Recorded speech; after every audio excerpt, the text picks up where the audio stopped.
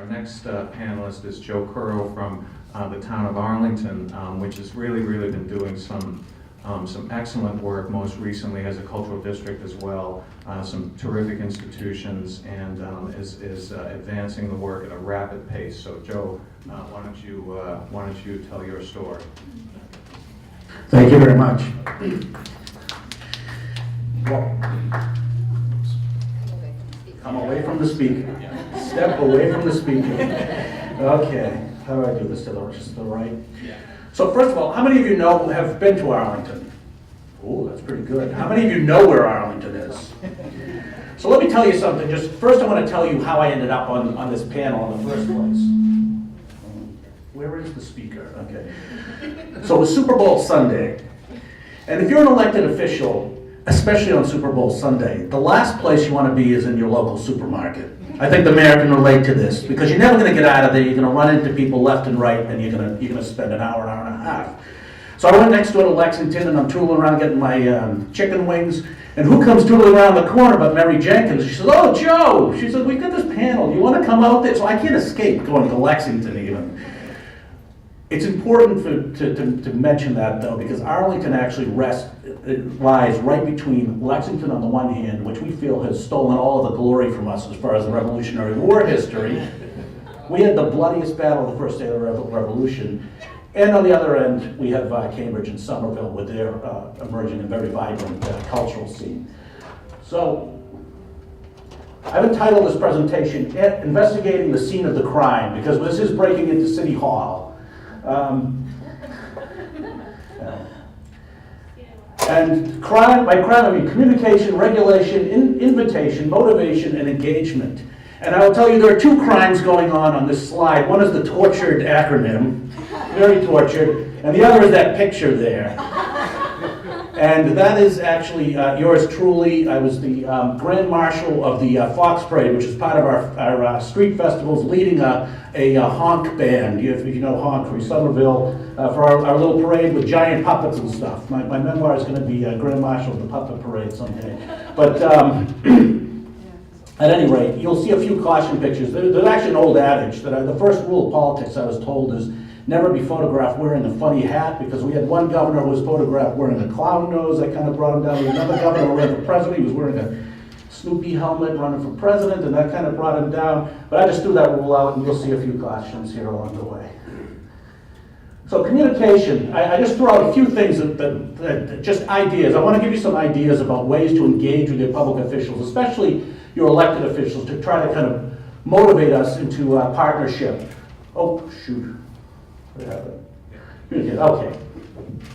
Information booths. We have a town day. We have a number of street festivals. Our cultural organizations always make sure to have information booths, reports to governing bodies. If you're looking for a way, I love that question during the opening session. Do you know the name of your town manager or mayor? Do they know your name? Well, one of the ways that I and my board, we are a 5-member board, get to know is our cultural organization. Then in the back we have Stephanie Marlin Curro, who's the chair of our Commission on Arts and Culture. They come and they regularly report and they regularly present at board meetings, which are broadcast on the local access cable. And that is a way not only to get the word out to the community, but to really engage the elected officials. We have a lot on our plates. Op-eds and news coverage.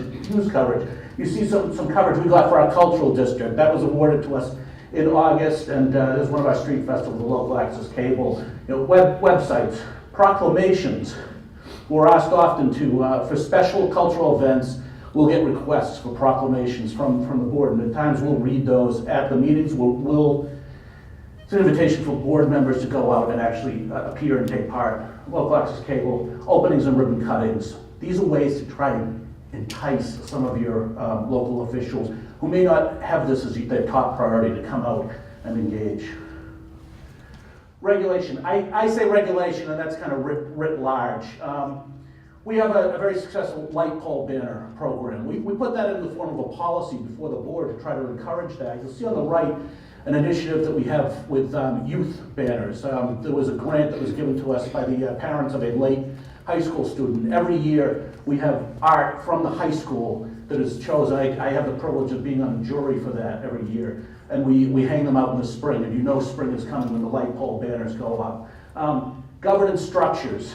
I point out Stephanie, she's part of, we have a number of governance structures. We're getting into an alphabet soup in Arlington with the Arlington Commission on Arts and Culture, the Arlington Cultural Council, Arlington Public Art, we have the Arlington Center for the Arts, and everybody's getting them mixed up. So there's an effort right now to really tighten that up. Vacant storefront incentives. We were suffering some vacant storefronts in the downtown. There is a registry fee for that, but we put in an incentive that you can be waived. You can have that registry fee waived if you put public art in your storefront. Special programs. Yeah, we can get it when we get into the Q&A. I can talk about that a bit. Performance and exhibit spaces. We've really pushed that. One thing that we pushed was one thing that we did was we passed a bylaw around street performance, and I'll say that it hasn't been accessed that much. I mean, you can get a permit for $12 and we don't have really designated spots, but what it did encourage was the conversation on the floor of town meeting. It passed unanimously, and it helped with some of the buzz as we were trying to get things going. Parking holidays for the festivals. Invitation. Well, here's another one of these costume shots. The 100th anniversary of the Regent Theater. I didn't get to drive that car, but they did ask us to dress up in period clothing. Invite your public officials, invite them to events, invite them to be on juries for things. You see a painted bench down there? That's our Cheerful Where You Sit. It's one of our fundraisers for our public art, and I've been invited several times to be on the juries for that. Working groups, we have a big cultural planning effort. Sponsorships, etc. I have very little time, so I'm going to roll through these. Motivation. Arts matter because they help me meet fun, quirky, creative, awesome people. That was during one of the breakout sessions we had. You've got the Metropolitan Area Planning Council here. If any of you are in the MAPC area, definitely touch base with those folks. Arlington was the first community that worked with MAPC on an arts and culture planning process. They now have a formal practice at MAPC. They launched, we were kind of the pilot, and now they have a formal practice that provide great assistance to local communities. Cultural preservation, we passed the CPA a few years ago to try to help us with that. Economic development, tourism, new funding sources, community involvement. Oops, is that motivation back here? Well, I also put up there, a very important point, I put up Ars Gratia Artis. I think we all struggled with this also. When you're making the case to your local officials, you'll find some local officials who want the culture and arts, they want to promote it for art's sake, and they're into that. But some local officials, you're going to have to make the economic development argument and the creative, and I think we all know that, I think we've all experienced that, so I just throw that up there as food for thought. When you said we all struggled with that, I thought you were talking about Latin. Well, I struggle with that too. I had to Google that to make sure I had all of the declensions right. And engagement. So definitely engage with your elected and appointed officials, planning sessions, businesses, schools, libraries, parks. What you see pictured here are some of my favorite partnerships that we had. You see the gentleman who's standing there next to the big mural. We did something called Arlington Stories out in East Arlington. And it's just like the mayor said, that you have this struggle sometimes when you bring in the arts and cultural efforts, and there's a sense that it's elitist and it's for the new young, the wine and cheese set. What we did with this project is we went out and we reached out to businesses that had been in the commercial district for decades. We said, we want to hear your story. And not only do we want to hear your story, but we want to put up a picture of you, or you and your family running your business, with your story written out right next to it in a temporary, installation with, the wheat paste, paint and stuff. And the businesses loved it, and it was wonderful. And it got people down into the commercial district just walking around to read these stories on all of the walls in the commercial district. That little robot on the top, it just looks like a robot, but that's a huge partnership that we've had in our town. That was a birdhouse project. There was a contest that was put out to the public to design a birdhouse for a newly redeveloped park.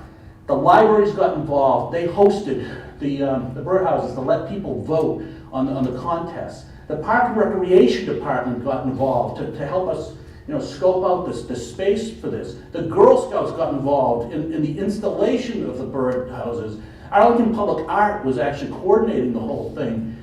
This has been one of the beauties, I think, in Arlington, and part of our secret sauce, especially with the cultural district and such, is when we wanted partners, we started out with it was the commission was driving the effort, but the three core managing partners of the district, we went to the Chamber of Commerce, we went to the Arlington Center for the Arts, which is our nonprofit arts center, and we went to the library.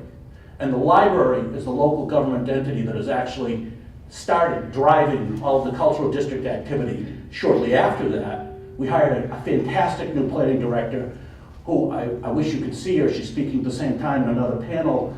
She partnered with our library director, the planning and the libraries and the nonprofit sector and the business community, partnering all together. And it is such a model of cooperation, and it has brought in sectors of our community that you might not otherwise think of. So think of what you've got. Think of what you've got. Think of what you've got in your school. You may not think you have a burgeoning cultural scene, but tap in a bit there. Is what my advice would be. And finally, I'll just leave you this one last parting thought. Take the light out of crime. And that was year 2 of the Grand Marshal of the Fox Parade. I don't know what's going to happen this year, but thank you very much.